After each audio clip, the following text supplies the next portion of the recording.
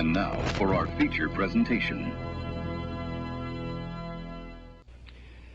This morning we have an interesting subject which probably is not as generally known as might be desirable.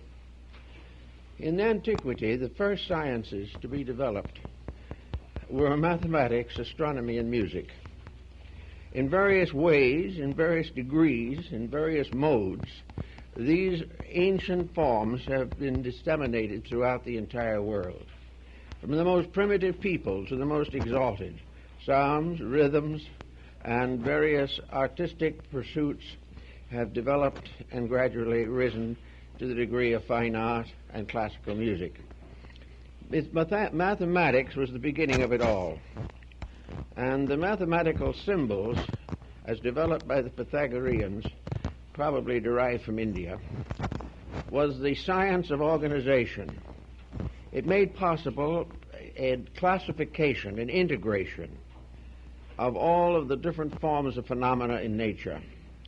Mathematics enabled us to get the problem of time, to find locations, to add up various problems and formulas, indispensable to the advancement of science and equally indispensable to the advancement of economics.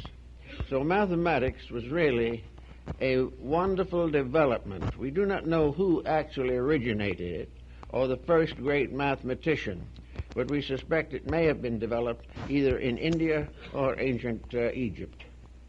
In any event, mathematics was a science of exactitudes.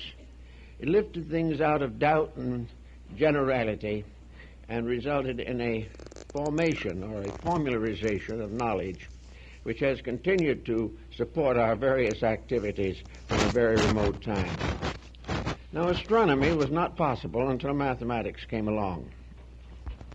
And mathematics took the universal system that we see around us and began the gradual organization of it.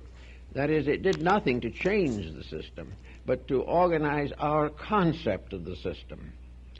It began to reveal to us the really wonderful universe in which we lived.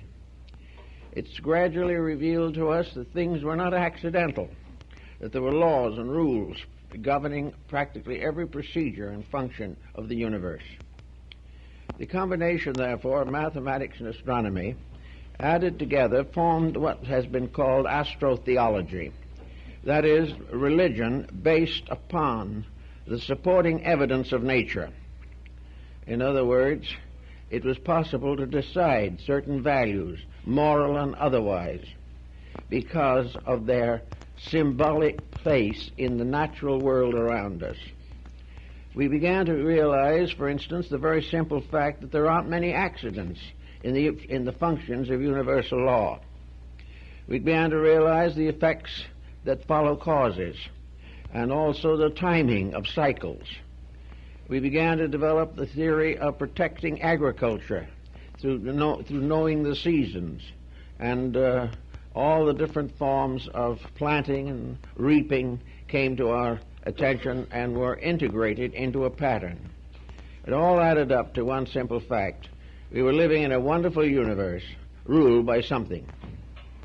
Now, what it was ruled by was still a little dim, because the physical form of the universe seemed to be all that we could find out about it.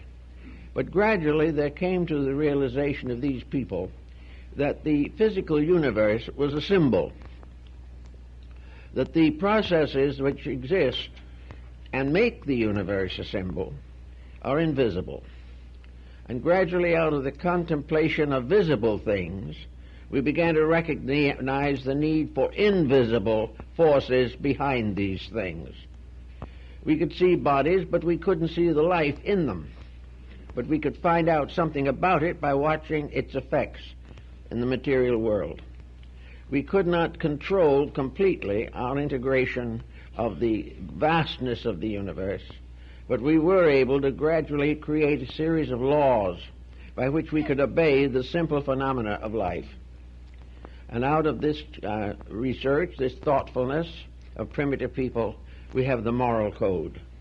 The moral code is based firmly upon universal laws, laws that men never quite understood fully, but the results of which came to their attention every day, until finally they were forced to accept the causes because there was no other way of explaining the effects. So little by little, knowledge increased. And then there came quite an interesting division in this problem. Namely, knowledge considered on the one hand as beneficial, and knowledge on the other hand as dangerous. It became obvious that knowledge brought with it power. And it is also a fact that was known to very ancient people that power is temptation, and power can lead to most of the disasters which can occur to the human being. Therefore, knowledge without ethics, skills without integration of consciousness, the individual operating in the material universe without sensing the responsibilities which are involved in existence, was a danger and a menace to the rest of society. There was no way of once withdrawing knowledge that had been given. Once the knowledge was available, nothing could put it back again into secrecy.